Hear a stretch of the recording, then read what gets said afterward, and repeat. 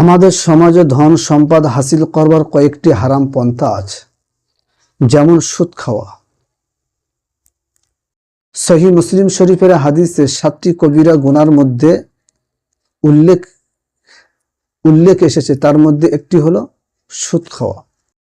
সুদখোরের প্রতি আল্লাহ দুনিয়া ও পরকালে রাগান্বিত হয়ে থাকে। সুদখোরে এমন অভিশাপ পত্র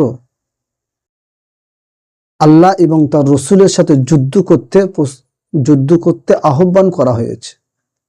আল্লাহ রাব্বুল আলামিন পবিত্র কোরআন কারীমের মধ্যে সূরা বাকারার 279 নম্বর আয়াতে আল্লাহ তাআলা বলেছেন, তোমরা যদি সুদের কারবার বন্ধ না করো তাহলে আল্লাহ এবং রসুলের সাথে যুদ্ধ করতে যে প্রস্তুতি হয়ে যাও।